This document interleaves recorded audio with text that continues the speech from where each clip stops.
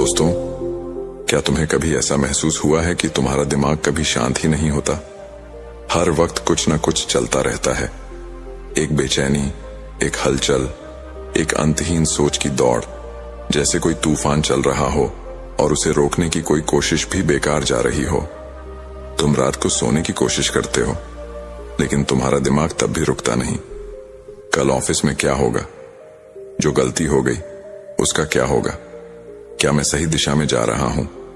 क्या मुझे कोई पसंद करता है या नहीं? अगर मैं असफल हो गया तो क्या होगा? ये सारे सवाल तुम्हारा पीछा नहीं छोड़ते। शांति कैसे बनी रहे जब चारों तरफ इतनी उथल पुथल हो, जब हर कोई एक अंतहीन दौड़ में भाग रहा हो, जब हर कोई चिंताओं में डूबा हो, जब हर किसी को कुछ न कुछ हासिल करने की जल्दी हो, जब पूरी दुनिया एक ऐसी तेज रफ्तार वाली ट्रेन बन चुकी हो जहां जरा सा ध्यान हटने पर तुम पीछे छूट जाओगे।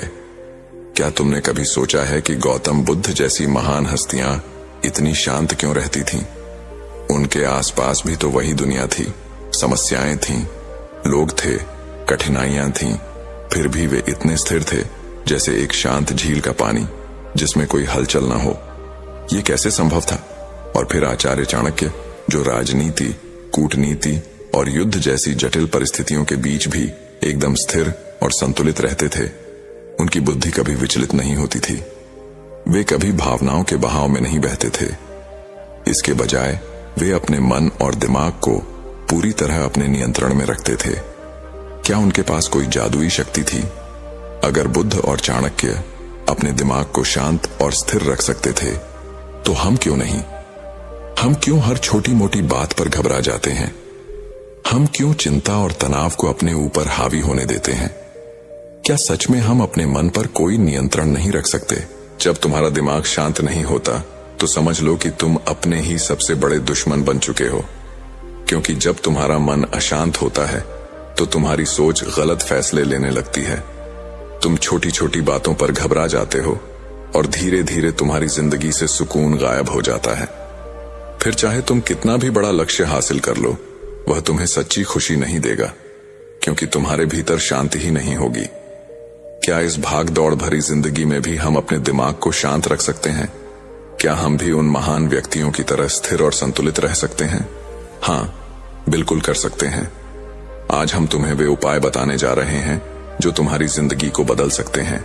ये उपाय तुम्हें अंदर से शांत बनाएंगे और तुम्हें वह शक्ति देंगे जिससे तुम किसी भी परिस्थिति में अडिग और स्थिर रह सकोगे।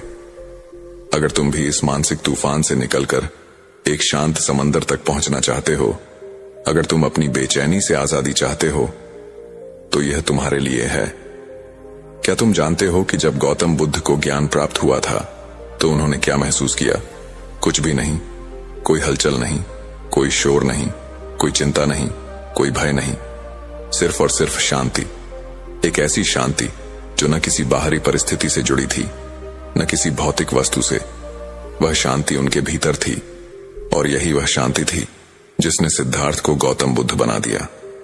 लेकिन सवाल यह है कि यह शांति आती कहां से है? क्या यह केवल बुद्ध जैसे महापुरुषों के लिए थी? क्या हम जैसे सामान्य लोग इसे कभी महसूस कर सकते हैं? गौतम बुद्ध ने कहा था, मनुष्य का मन ही उसके दुख का कारण है। अगर तुम अपने मन को नियंत्रित कर सको तो तुम दुख से मुक्त हो जाओगे। लेकिन क्या यह वाकई संभव है? क्या हम अपने दिमाग को इतना नियंत्रित कर सकते हैं कि कोई चिंता, कोई डर, कोई गुस्सा हमें हिला न सके? एक दिन सनातन नामक शिष्य ने बुद्ध से पूछा, भगवान, मेरा मन बहुत अशांत रहता है। यह हमेशा उलझनों में फंसा रहता है। मैं इसे शांत कैसे कर सकता हूं? बुद्ध मुस्कुराए और बोले, इस प्रश्न का उत्तर पाने के लिए एक कटोरे में पानी भरकर मेरे पास लाओ। सनातन ने वैसा ही किया।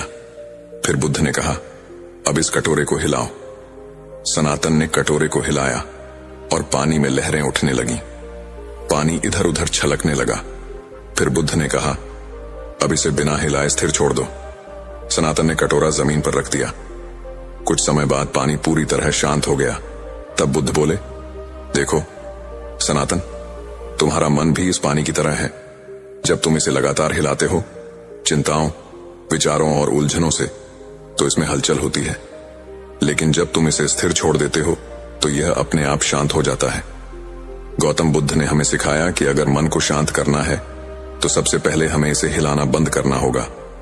हमें अपने मन को ठहरने का मौका देना होगा और यही पहला उपाय है, ध्यान। ध्यान यानी अपने विचारों को स्थिर करना, अपने भीतर झांकना, अपने आप को सुनना। क्या तुमने कभी केवल 5 मिनट के लिए बिना किसी विचार के बैठने की कोशिश की है? ये मुश्किल लगता है ना? क्योंकि हमारा मन लगातार दौड़ता रहता है, कभी अतीत में, कभी भविष्य में। लेकिन ध्यान हमें इस भाग दौड़ से निकालकर वर्तमान में लाता है, और जब हम वर्तमान में होते हैं तो हमारा मन पूरी तरह शांत हो जाता है। बुद्ध कहते थे, अगर तुम अपने मन को नियंत्रित करना चाहते हो तो सबसे पहले अपनी सांसों को नियंत्रित करो, क्योंकि जब तुम्हारी सांसें तेज होती हैं तो तुम्हारे विचार भी तेज होते हैं, और जब तुम्हारी सांसें स्थिर होती हैं तो तुम्हारा मन भी स्थिर हो जाता है। इसलिए अगर तुम अपने दिमाग को शांत रखना चाहते हो तो हर दिन बस 5 मिनट के लिए अपनी सांसों को महसूस करो। गहरी सांस लो, धीरे धीरे छोड़ो, कुछ मत सोचो, बस अपनी सांसों के बहाव को देखो। यही वह रहस्य है जिसे बुद्ध ने अपनाया था, और यही वह रहस्य है जिससे तुम भी अपने विचारों पर नियंत्रण पा सकते हो। लेकिन ध्यान और सांसों के अलावा बुद्ध ने हमें एक और महत्वपूर्ण सबक सिखाया, वर्तमान में जीने की कला। तुम क्या सोचते हो? तुम्हारी सारी चिंताओं का असली कारण क्या है? जो हो चुका है या जो होने वाला है? सच्चाई यह है कि हमारा दिमाग या तो अतीत की गलतियों में उलझा रहता है या भविष्य की चिंताओं में, और इसी वजह से हम कभी भी शांति महसूस नहीं कर पाते। बुद्ध ने कहा था, जो अतीत में रहता है वह दुखी रहता है, जो भविष्य में रहता है वह चिंतित रहता है, लेकिन जो वर्तमान में जीता है वही वास्तव में जीता है। अगर तुम अपने दिमाग को शांत रखना चाहते हो तो बस एक चीज सीख लो, हर पल को पूरी तरह जीना। जब तुम खा रहे हो तो सिर्फ खाने पर ध्यान दो, जब तुम किसी से बात कर रहे हो तो पूरी तरह वहां मौजूद रहो, जब तुम काम कर रहे हो तो सिर्फ काम पर ध्यान दो, और जब तुम आराम कर रहे हो तो पूरी तरह आराम करो। गौतम बुद्ध ने हमें सिखाया कि शांति कहीं बाहर से नहीं आती, शांति हमारे भीतर से आती है, और अगर हम अपने विचारों को नियंत्रित करना सीख लें तो दुनिया की कोई भी ताकत हमें अशांत नहीं कर सकती। क्या तुमने कभी सोचा है कि आचार्य चाणक्य जैसे बुद्धिमान व्यक्ति का दिमाग कभी अशांत क्यों नहीं होता था? क्या वे भी कभी घबराते थे? क्या वे भी कभी उलझन में पड़ते थे? क्या तुम्हें भी कभी ऐसा महसूस हुआ है जब तुम्हारे दिमाग में इतनी सारी बातें एक साथ चल रही हों कि तुम समझ ही ना पाओ कि क्या सही है, क्या गलत, क्या करना चाहिए, क्या नहीं? और सबसे बड़ा सवाल, इस स्थिति से निकला कैसे जाए? आचार्य चाणक्य ने हमें सिखाया कि अगर तुम्हें अपने मन को शांत रखना है तो सबसे पहले तुम्हें धैर्य सीखना होगा। धैर्य ही वह गुण है जो तुम्हें हर मुश्किल से बाहर निकाल सकता है। लेकिन धैर्य का मतलब क्या है? क्या यह सिर्फ चुपचाप बैठकर इंतजार करना है? नहीं, धैर्य का मतलब है सही समय का इंतजार करना, सही अवसर को पहचानना और सही निर्णय लेना। चाणक्य ने एक कहानी के माध्यम से इसे समझाया। एक समय की बात है, एक शिकारी जंगल में शिकार करने गया। उसने एक हिरण देखा और धनुष पर तीर चढ़ाया, लेकिन तभी उसकी नजर एक शेर पर पड़ी जो झाड़ियों में छिपा हुआ था। शिकारी घबराया। अगर उसने हिरण पर निशाना लगाया तो शेर उस पर हमला कर सकता था, और अगर उसने शेर पर निशाना लगाया तो हिरण भाग सकता था। उसने एक क्षण के लिए अपनी सांस रोकी, अपने दिमाग को शांत किया, और फिर वह निर्णय लिया जिसने उसकी जान बचा ली। उसने न तो हिरण पर तीर चलाया न शेर पर। वह धीरे से पीछे हटा और सुरक्षित स्थान पर चला गया। चाणक्य हमें यही सिखाते हैं कि जब भी तुम्हें लगे कि तुम्हारा दिमाग अशांत हो रहा है, जब भी तुम किसी फैसले को लेकर उलझन में हो, तो सबसे पहले रुको। तुरंत कोई निर्णय मत लो, अपने विचारों को स्थिर होने दो, और जब तुम्हारा दिमाग शांत हो जाए तब सही फैसला लो। चाणक्य कभी जल्दबाजी में फैसला नहीं लेते थे। वे हमेशा पहले पूरी स्थिति को समझते, धैर्य रखते, अपने विचारों को स्थिर करते और फिर सही निर्णय लेते। यही कारण था कि वे इतिहास के सबसे महान रणनीतिकार बने। सनातन ने एक बार चाणक्य से पूछा, गुरुदेव, जब मेरा मन बहुत बेचैन हो जाता है तब मुझे क्या करना चाहिए? चाणक्य मुस्कुराए और बोले, जब मन अशांत हो तो सबसे पहले उसे काम में लगाओ, क्योंकि व्यस्त दिमाग कभी अशांत नहीं होता। अगर तुम्हारा मन चिंता कर रहा है तो उसे चिंता करने मत दो। उसे कोई ऐसा काम दो जिसमें वह पूरी तरह डूब जाए, चाहे वह पढ़ाई हो, लेखन हो, कोई कला हो या कोई नया कौशल सीखना हो। क्योंकि जब मन किसी रचनात्मक या उपयोगी काम में व्यस्त होता है तो अनावश्यक विचार आने बंद हो जाते हैं, और यही मानसिक स्थिरता की पहली कुंजी है। इसके अलावा एक और तरीका है प्रकृति से जुड़ना। अगर तुम्हारा मन बहुत बेचैन है तो बस कुछ देर के लिए बाहर निकलो, खुली हवा में जाओ, पेड़ों को देखो, आसमान को निहारो, अपनी सांसों को महसूस करो। चाणक्य कहते थे कि जो व्यक्ति प्रकृति से जुड़ता है उसका मन कभी अशांत नहीं होता।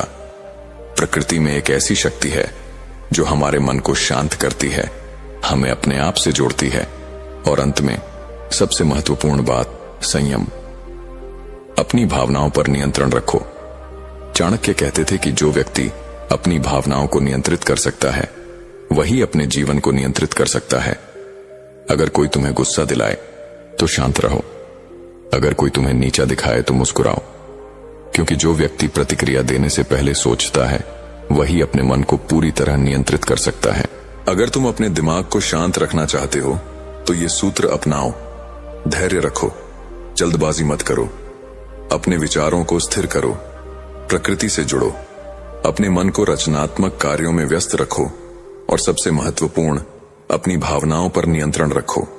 यही वे सिद्धांत हैं जिन्हें चाणक्य ने अपनाया था, और यही वे सिद्धांत हैं जो तुम्हारी जिंदगी को बदल सकते हैं। क्या तुम्हारे साथ भी ऐसा होता है? क्या तुम्हारा मन कभी इतनी जोर से बोलता है कि तुम उसे रोक ही नहीं पाते? क्या तुम्हें भी ऐसा लगता है कि तुम्हारा दिमाग तुम्हारे काबू में नहीं है? आज हम बात करेंगे कि कैसे अपने मन को शांत किया जाए, कैसे अपने विचारों को नियंत्रित किया जाए, और कैसे योग, ध्यान और जीवन शैली के सही बदलावों से अपने दिमाग को पूरी तरह संतुलित रखा जाए। सनातन ने एक बार गुरु से कहा, गुरुदेव, मेरा मन हमेशा अशांत रहता है।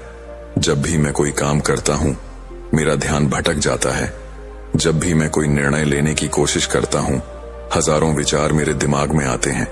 कृपया मुझे बताइए, इस बेचैनी से कैसे छुटकारा पाऊं?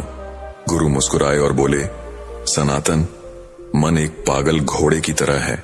अगर इसे नियंत्रण में नहीं रखा तो यह तुम्हें गिरा सकता है, लेकिन अगर तुम इसे सही तरीके से साध लो तो यही घोड़ा तुम्हें अपनी मंजिल तक ले जाएगा। अब सवाल यह है कि इस घोड़े को काबू में कैसे किया जाए। सबसे पहले आता है ध्यान। क्या तुम जानते हो कि ध्यान करने से तुम्हारा दिमाग क्यों शांत होता है? जब तुम ध्यान करते हो तो तुम अपने विचारों को नहीं रोकते, बल्कि उन्हें स्वतंत्र रूप से बहने देते हो। और धीरे धीरे जैसे ही तुम अपनी सांसों पर ध्यान देना शुरू करते हो, तुम्हारा मन स्थिर होने लगता है। तुम्हारा दिमाग भी उस झील की तरह है। अगर तुम इसे लगातार हिलाते रहोगे चिंताओं, विचारों और उलझनों से, तो पानी में लहरें उठती रहेंगी।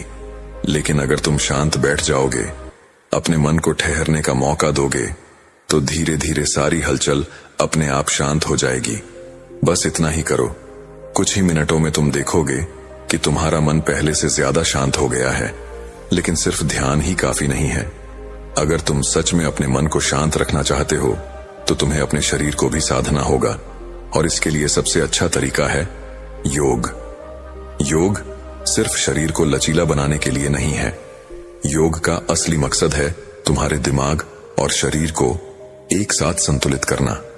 अगर तुम्हारा शरीर तनाव में रहेगा तो तुम्हारा मन भी बेचैन रहेगा, लेकिन अगर तुम्हारा शरीर संतुलित होगा तो तुम्हारे विचार भी स्थिर रहेंगे। अगर तुम हर दिन बस 10 मिनट अनुलोम विलोम या कोई अन्य प्राणायाम कर लो तो तुम्हारा दिमाग खुद ही शांत होने लगेगा, क्योंकि जब तुम अपनी सांसों को नियंत्रित करना सीखते हो तो धीरे धीरे तुम्हारा दिमाग भी नियंत्रण में आने लगता है। अब बात करते हैं जीवन शैली सुधारने की। क्या तुम जानते हो कि तुम्हारा खान पान, तुम्हारी दिनचर्या और तुम्हारा सोने जागने का समय भी तुम्हारे मानसिक स्वास्थ्य को प्रभावित करता है? अगर तुम हमेशा तला भुना खाना खाते हो, देर रात तक जागते हो और दिन भर मोबाइल या लैपटॉप पर रहते हो, तो तुम्हारा मन कभी भी शांत नहीं रहेगा। अगर तुम सच में अपने मन को शांत रखना चाहते हो तो अपनी दिनचर्या को सुधारो। जल्दी सोना, जल्दी उठना, हल्का और सात्विक भोजन करना और दिन में कम से कम 30 मिनट प्रकृति के बीच बिताना, ये सारी चीजें मिलकर तुम्हारे दिमाग को स्थिर और संतुलित बनाएंगी। लेकिन यह सब करने के बाद भी अगर तुम्हारा मन कभी अशांत हो जाए तो क्या करना चाहिए? बस एक बात याद रखो, जिस चीज को तुम नियंत्रित नहीं कर सकते उसे लेकर परेशान होना बंद कर दो। जो चीज तुम्हारे बस में है उन पर ध्यान दो और जो तुम्हारे बस में नहीं है उन्हें जाने दो। क्योंकि चिंता करने से कोई समस्या हल नहीं होती, बल्कि चिंता खुद एक सबसे बड़ी समस्या बन जाती है। गुरु ने सनातन से कहा, देखो सनातन, यह बीज लो। अगर इसे मिट्टी में डालकर सही तरीके से पानी, हवा और धूप दी जाए तो यह एक विशाल वृक्ष बन सकता है। लेकिन अगर तुम इसे बस अपने हाथ में पकड़कर रखोगे, डरते रहोगे कि कहीं यह खो न जाए, तो यह कभी कुछ नहीं बनेगा। तुम्हारा मन भी ऐसा ही है। जब तक तुम इसे कसकर पकड़ने की कोशिश करोगे, इसे नियंत्रित करने के लिए बेकार जोर लगाओगे, तब तक यह और ज्यादा भागेगा। लेकिन जब तुम इसे सही माहौल दोगे, ध्यान, शांति, सही विचार और संतुलित जीवन शैली, तो यह तुम्हारा सबसे बड़ा मित्र बन जाएगा। शांत मन कोई जादू नहीं है, यह एक साधना है। अगर तुमने इस साधना को समझ लिया तो कोई भी परिस्थिति तुम्हें हिला नहीं सकती। याद रखो, दुनिया का सबसे शक्तिशाली व्यक्ति वह नहीं जो सबसे ताकतवर है, बल्कि वह है जिसने अपने मन को साध लिया है। तो अब फैसला तुम्हारा है, क्या तुम अपने विचारों के गुलाम बने रहोगे या अपनी शांति के स्वामी बनोगे? शांति बाहर नहीं, तुम्हारे भीतर है। बस इसे खोजना और अपनाना सीखो। गौतम बुद्ध ने सिखाया है कि शांति और अकेलापन आत्म जागृति और आंतरिक शांति के लिए आवश्यक है। जब आप शांत और स्थिर रहते हैं तो आपकी उपस्थिति में एक सकारात्मक ऊर्जा फैलती है जो दूसरों को आपकी ओर आकर्षित करती है। बुद्ध का यह संदेश भी है कि एक अकेलापन डर नहीं, शक्ति है। यह आत्मनिरीक्षण और आत्म जागृति का समय है। जब आप शांत होते हैं तो आपका मन साफ और विचार गहरे होते हैं। आकर्षण का नियम आपकी शांति को दूसरों से प्रेरित करती है और वह आपसे जुड़ने की इच्छा रखते हैं। शांति का अभ्यास करना आपको न केवल दूसरों के करीब लाता है, बल्कि स्वयं से भी जोड़ता है। गौतम बुद्ध ने अपने उपदेशों में शांति और आत्म संयम को जीवन का केंद्र बिंदु माना है। उन्होंने सिखाया कि बाहरी दुनिया में सुख और शांति की तलाश करने के बजाय उसे अपने भीतर खोजा जाना चाहिए। आइए उनकी शिक्षाओं पर और गहराई से विचार करें। बुद्ध ने पहला नियम बताया है कि जब आप शांत होते हैं तो आपकी ऊर्जा दूसरों को प्रभावित करती है। लोग आपको अधिक समझने की कोशिश करते हैं और आपके विचारों में रुचि लेते हैं।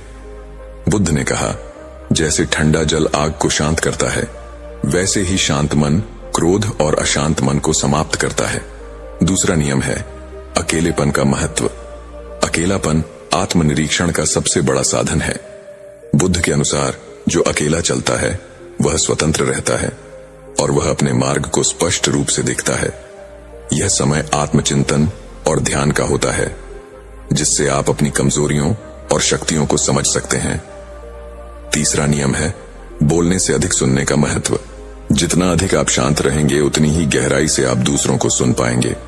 बुद्ध के अनुसार कि सच्चा ज्ञानी वही है जो बहुत कम बोलता है और अधिक सुनता है। जब आप कम बोलते हैं तो आपके शब्द अधिक प्रभावशाली और मूल्यवान बन जाते हैं। चौथा नियम है आंतरिक शांति का प्रसार। जब आप शांत और आत्मसंतुष्ट होते हैं तो यह शांति स्वाभाविक रूप से दूसरों तक पहुंचती है।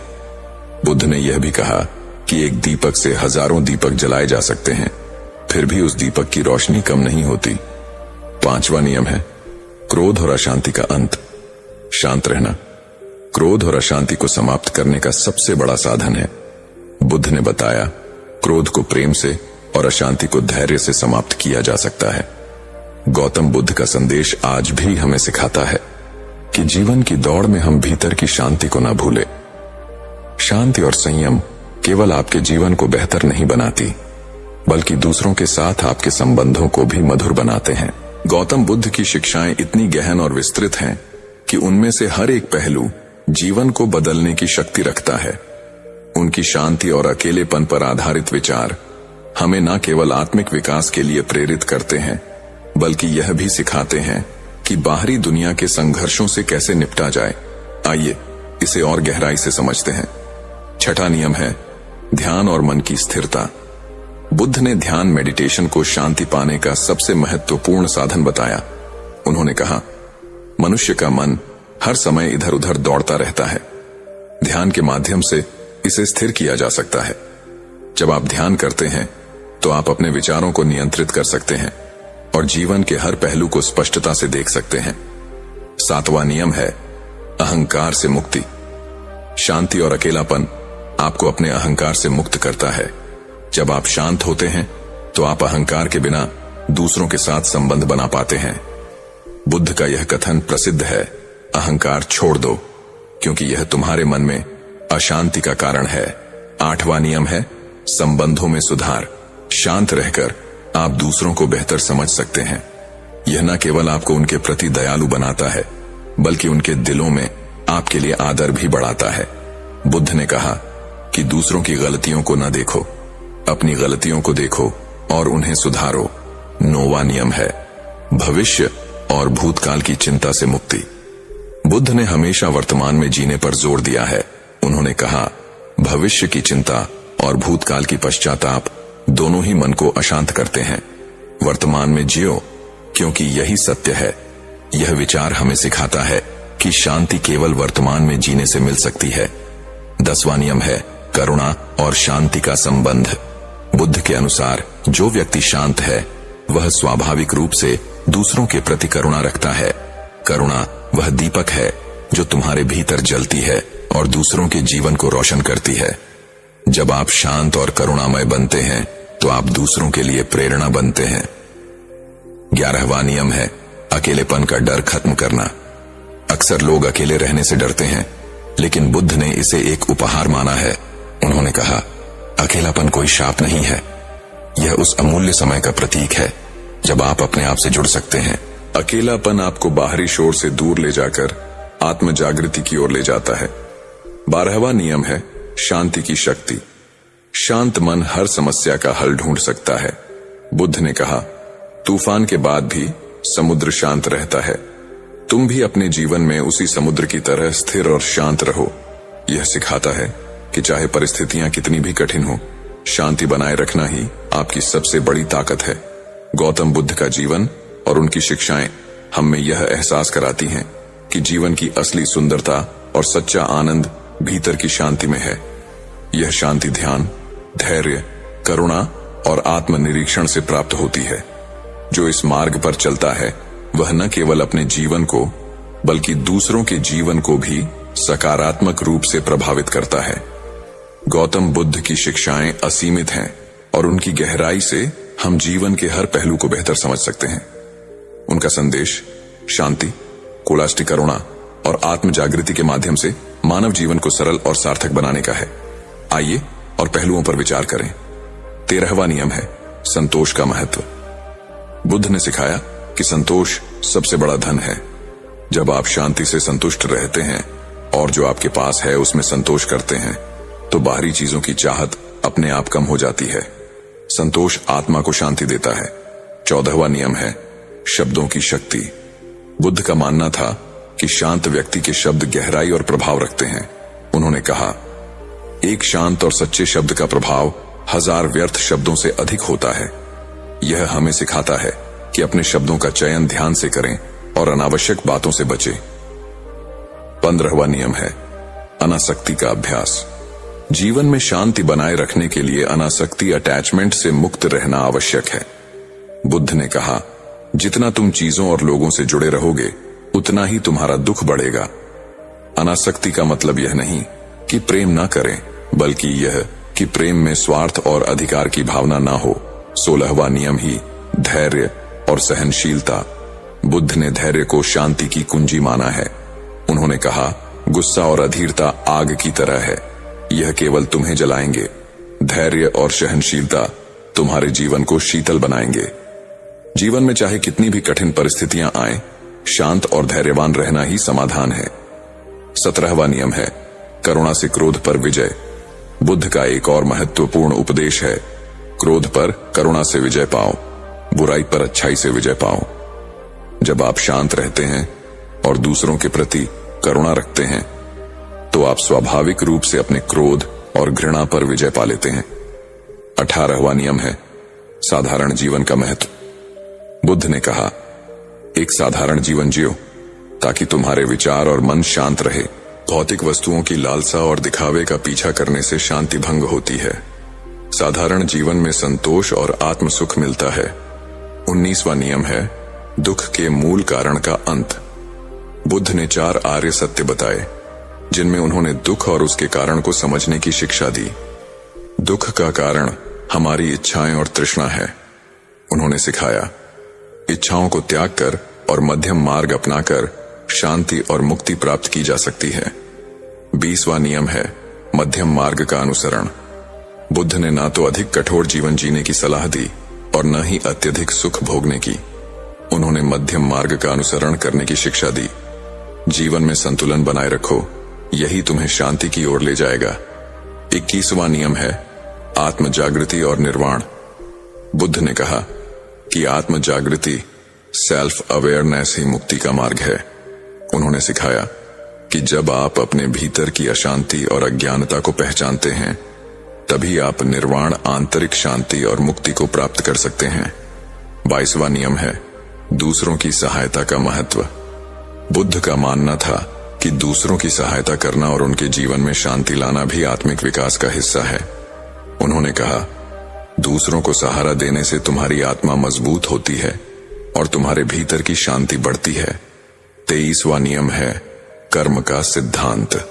बुद्ध ने कर्म के सिद्धांत को समझाया, जो तुम बोओगे वही तुम काटोगे। यदि तुम शांति और प्रेम बोवोगे तो तुम्हें वही मिलेगा। इसका अर्थ है कि शांत और सकारात्मक कर्म जीवन को सरल और आनंदमय बनाते हैं। गौतम बुद्ध की शिक्षाएं हमें यह सिखाती हैं कि सच्ची शांति और सुख हमारे भीतर ही है। इसे पाने के लिए हमें धैर्य, ध्यान, करुणा और संतोष का मार्ग अपनाना होगा। उनका संदेश यह है कि जीवन में चाहे कैसी भी परिस्थितियां हों, शांति और संयम बनाए रखने से ही हम अपने लक्ष्य और आत्मा की मुक्ति तक पहुंच सकते हैं। गौतम बुद्ध की शिक्षाओं का विस्तार अनंत है और हर पहल में मानव जीवन को संवारने और आत्मिक शांति पाने का संदेश छिपा है। उनकी बातें समय, स्थान और परिस्थितियों से परे हैं। आइए उनकी शिक्षाओं में और गहराई तक जाएं। 24वां नियम है स्वयं पर भरोसा रखना। बुद्ध ने कहा, अपने दीपक स्वयं बनो। इसका अर्थ है कि किसी और पर पूरी तरह निर्भर न रहे। अपने भीतर ज्ञान और समझ का दीप जलाए और सही मार्ग पर चले। जब आप आत्मनिर्भर बनते हैं तो जीवन में शांति और आत्मविश्वास अपने आप बढ़ता है। 25वां नियम है सही दृष्टिकोण अपनाना। बुद्ध ने सही दृष्टिकोण, राइट व्यू पर बल दिया है। उन्होंने कहा, दुनिया को जैसे वह है वैसे ही देखो, ना कि जैसे तुम उसे देखना चाहते हो। यह सिखाता है कि सत्य को स्वीकार करना और पूर्वाग्रहों से मुक्त रहना ही शांति का मार्ग है। 26वां नियम है अतीत से मुक्ति। बुद्ध ने सिखाया कि अतीत की यादों और पछतावों को छोड़ देना चाहिए। उन्होंने कहा कि जो चला गया है उस पर रो मत, जो अभी है उसे पूरी तरह से जियो। अतीत में रहने से मन अशांत होता है, वर्तमान में जीना शांति का रहस्य है। 27वां नियम है कि इच्छाओं का संतुलन। बुद्ध ने समझाया कि इच्छाएं दोहक का कारण है, लेकिन इच्छाओं को दबाने के बजाय उन्हें संतुलित करना चाहिए। जरूरत और लालसा में फर्क करो। जरूरतें पूरी करो लेकिन लालसा का त्याग करो। 28वां नियम है शत्रुता का अंत प्रेम से। बुद्ध ने कहा, जरेनिया इस संसार में शत्रुता केवल प्रेम से ही समाप्त हो सकती है। यह सिखाता है कि क्रोध और द्वेष का उत्तर क्रोध से नहीं दिया जा सकता। केवल प्रेम और करुणा ही शांति ला सकते हैं। 29वां नियम है अज्ञानता से मुक्ति। बुद्ध ने कहा, अज्ञानता ही अशांति और दोहक का मूल कारण है। जब आप सच्चे ज्ञान की खोज करते हैं और अज्ञानता को छोड़ते हैं तो आप जीवन में स्थायी शांति पा सकते हैं। 30वां नियम है कि ध्यान का अभ्यास। बुद्ध ने ध्यान को आत्म जागृति और शांति का सबसे बड़ा साधन बताया है। जैसे कमल कीचड़ में खिलता है, वैसे ही ध्यान अशांत मन को शांति देता है। ध्यान आपको अपने विचारों और भावनाओं को नियंत्रित करने में मदद करता है। 31वां नियम है दूसरों के प्रति सहानुभूति। बुद्ध ने कहा, दूसरों के दुख को समझो और उनके प्रति सहानुभूति रखो। सहानुभूति और करुणा न केवल दूसरों को शांति देती है, बल्कि आपको भी आंतरिक संतोष का अनुभव कराती है। 32वां नियम है मृत्यु का स्वाभाविक दृष्टिकोण। बुद्ध ने मृत्यु को जीवन का स्वाभाविक हिस्सा माना और कहा, मृत्यु से मत डरो, यह केवल एक नया आरंभ है। मृत्यु का भय छोड़कर वर्तमान को पूर्णता से जीने का संदेश दिया। 33वां नियम है जीवन को सरल बनाना। उन्होंने कहा, सादगी में ही सुंदरता और शांति है। अधिक इच्छाएं अधिक समस्याएं लाती हैं। जीवन को सरल और उद्देश्यपूर्ण बनाना शांति का आधार है। 34वां नियम है आत्मानुशासन। बुद्ध ने आत्मानुशासन को सफलता और शांति का मूल बताया। अपने मन को नियंत्रण में रखो, वरना यह तुम्हें नियंत्रित करेगा। आत्मानुशासन से मन शांत और स्थिर रहता है। 35वां नियम है परिवर्तन को स्वीकार करना। उन्होंने कहा, सब कुछ नश्वर है, जो आज है वह कल नहीं होगा। परिवर्तन को स्वीकार करना सिखाता है कि दुख और खुशी दोनों ही स्थायी हैं। यह समझ शांति का आधार बनती है। गौतम बुद्ध की शिक्षाएं हमें जीवन के हर पहलू में मार्गदर्शन देती हैं। उनकी बातें केवल धार्मिक उपदेश नहीं हैं, बल्कि वे एक बेहतर और शांतिपूर्ण जीवन जीने के व्यावहारिक सूत्र हैं।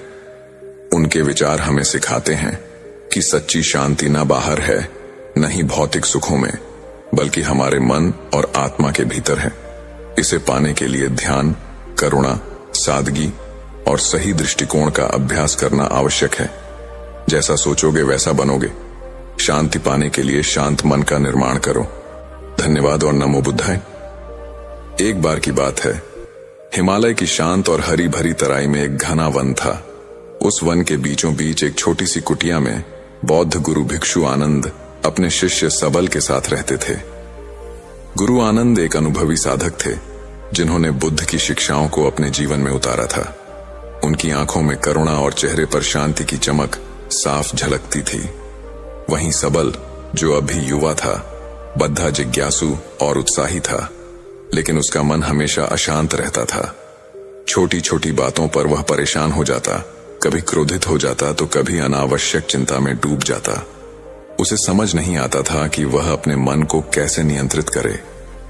एक सूर्यास्त के समय, जब वन में पक्षियों की चहचहाहट गूंज रही थी और हवा में ठंडक घुल रही थी, तब सबल अपनी कुटिया से बाहर निकला। वह गुरु आनंद के पास गया, जो एक बरगद के पेड़ के नीचे ध्यानमग्न बैठे थे। सबल ने उनके सामने हाथ जोड़े और विनम्रता से कहा, गुरुजी, मेरा मन हर समय भटकता है। कभी मुझे नींद नहीं आती, कभी मैं बेवजह परेशान हो जाता हूं। मुझे शांति चाहिए। कृपया मुझे शांत रहने के तरीके बताइए। मैं यह भी जानना चाहता हूं कि शांत कैसे रहा जाए, शांत रहते समय क्या करना चाहिए, इसके फायदे क्या हैं और किन परिस्थितियों में शांत रहना चाहिए। गुरु आनंद ने अपनी आंखें खोली और सबल को अपने पास बैठने का इशारा किया। फिर वे उसे पास ही बह रहे एक छोटे से सरोवर के किनारे ले गए। वहां पानी की सतह इतनी शांत थी कि उसमें आसमान और पेड़ों का प्रतिबिंब साफ दिखाई दे रहा था। गुरु ने गहरी सांस ली और शांत स्वर में बोले, सरल शांति बुद्ध की राह का आधार। हां, यह कोई बाहरी चीज वहीं, बल्कि तेरे भीतर का खजाना। हां, इसे पाने के लिए धारा, यह अभ्यास और समझ चाहिए। मैं तुझे एक एक कर सब समझाता हूं। गुरु ने एक पत्थर उठाया और उसे सरोवर में धीरे से डाला।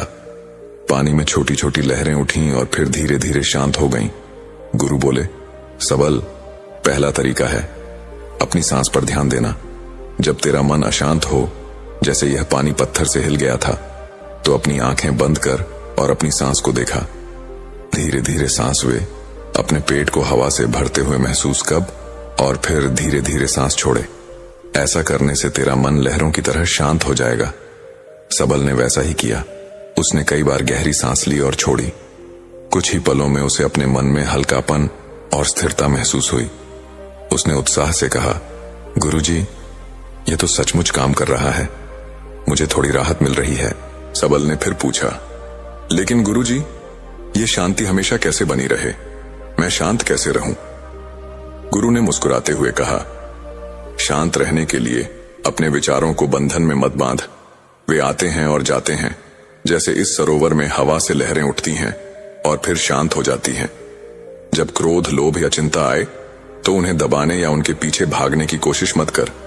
बस उन्हें देख, जैसे कोई दर्शक नाटक देखता है। यह समझ कि ये विचार स्थायी नहीं है, वे बस मेहमान हैं। उन्हें आने दें और जाने दें। ऐसा करने से तेरा मन शांत रहेगा। सबल ने इस बात को ध्यान से सुना और सोच में पड़ गया। उसने कहा, यह तो थोड़ा कठिन लगता है, लेकिन मैं कोशिश करूंगा। फिर सबल ने उत्सुकता से पूछा, गुरुजी, जब मैं शांत रहूं तो उस समय क्या करूं? गुरु ने चारों ओर देखा और बोले, शांति में रहकर वर्तमान को जियो। इस वन की आवाजें सुनो, पत्तियों की सरसराहट, पंछियों का गीत, हवा का स्पर्श, या फिर इस सरोवर के पानी को देखो जो बिना हिले स्थिर है। अगर मन भटके तो ध्यान कर, अपनी सांस पर लौट आ और अपने भीतर की शून्यता को महसूस कर।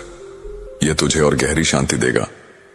गुरु ने आगे कहा, या फिर कोई छोटा काम कर, जैसे लकड़ियां बीनना, कंपोनेंट प्लेसमेंट या कुटिया की सच्चाई, लेकिन उसे पूरे ध्यान से कब, यह भी शांति को बढ़ाएगा। सबल ने सिर हिलाया और सोचा कि वह अगले दिन से ऐसा करेगा। सबल ने फिर पूछा, गुरुजी, इस शांति से मुझे क्या लाभ होगा? गुरु ने गहरे स्वर में कहा, शांति से तेरा मन निर्मल और स्वच्छ होगा, जैसे यह सरोवर का पानी। तुझे सही और गलत की पहचान होगी, क्योंकि अशांत मन में भ्रम रहता है। तेरा तनाव दूर होगा, नींद अच्छी आएगी और तू हर परिस्थिति में संतुलित रहेगा। शांति तुझे वह शक्ति देगी जो क्रोध या चिंता कभी नहीं दे सकती। यह तुझे सच्ची आजादी और सुख का अनुभव कराएगी। सबल ने यह सुनकर कहा, गुरुजी, यह तो बहुत बड़ी बात है, मैं इसे जरूर अपनाऊंगा। अंत में सबल ने पूछा, गुरुजी, मुझे किन परिस्थितियों में शांत रहना चाहिए?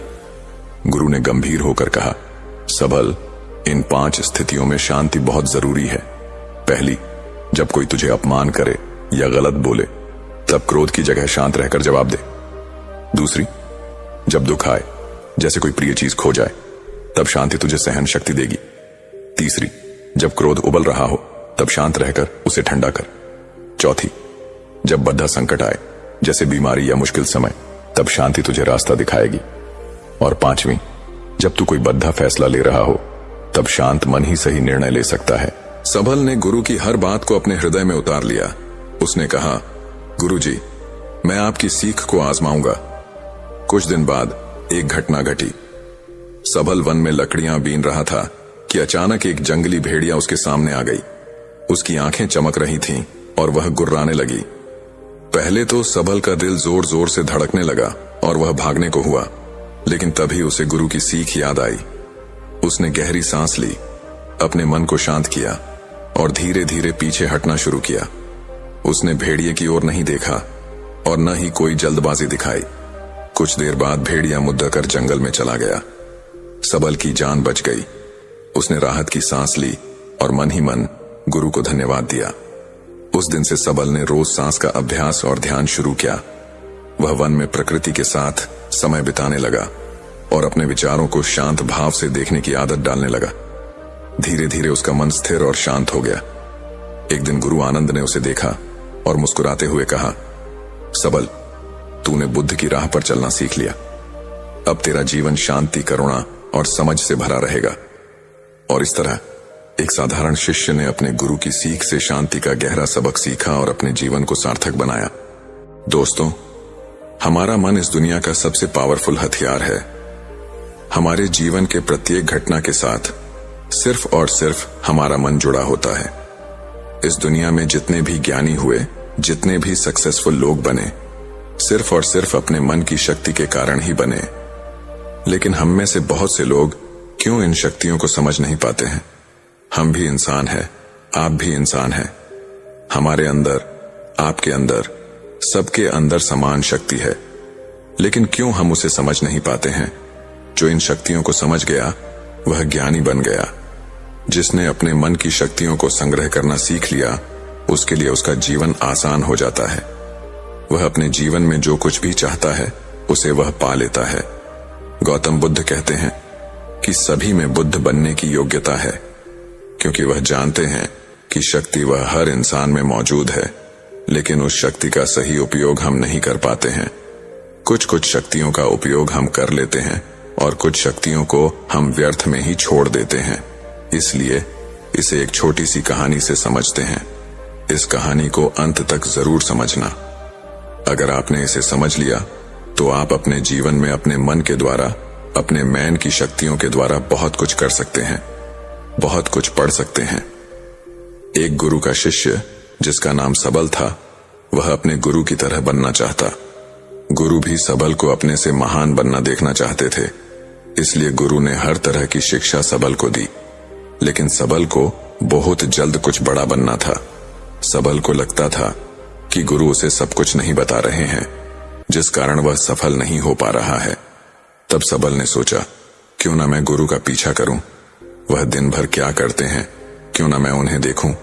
तब से वह उठने से लेकर शाम तक गुरु क्या करते हैं, कहां जाते हैं, कैसे ध्यान करते हैं, कैसे भोजन करते, क्या बोलते हैं, किस तरह चलते हैं, ये सभी चीज सबल चुप चुप कर देखने लगा। और वह भी वही सब कुछ करने लगा जो उसके गुरु दिनचर्या में करते थे। एक दिन गुरु ने सुबह देखा कि सबल उनके साथ साथ चल रहा है। वह भी उसी नदी में नहाया जहां पर गुरुदेव नहा रहे थे। सबल भी उस चट्टान पर पहुंचा जहां पर बैठकर गुरुदेव ध्यान करते थे, और गुरु के चट्टान पर बैठने से पहले सबल उस चट्टान पर बैठ गया और ध्यान करने लगा। यह देखकर गुरुदेव मुस्कुराए और वहीं पास के ही दूसरे किनारे जाकर बैठ गए और ध्यान करने लगे। सबल ने सोचा कि गुरुदेव कुछ कहेंगे, लेकिन किसी की आवाज न आते देख सबल ने अपने आंखें खोलकर देखा। फिर उसने सोचा कि शायद गुरुदेव महीने में किसी एक दिन दूसरे चट्टान पर बैठकर ध्यान करते हैं। सबल की यह हरकतों को देखकर गुरु को पता चल गया था कि सबल उनकी तरह बनने के लिए उनका नकल कर रहा है। तब एक दिन गुरु एक पेड़ के दल पर बैठकर सो गए। सबल ने सोचा शायद रात में पेड़ के दल पर सोने से कुछ प्रभाव पड़ता होगा, इसलिए गुरुदेव वहां पर सोए हैं और सबल भी उसी पेड़ की दूसरी दल पर जाकर सो गया। रात को कुछ गिरने की आवाज आई।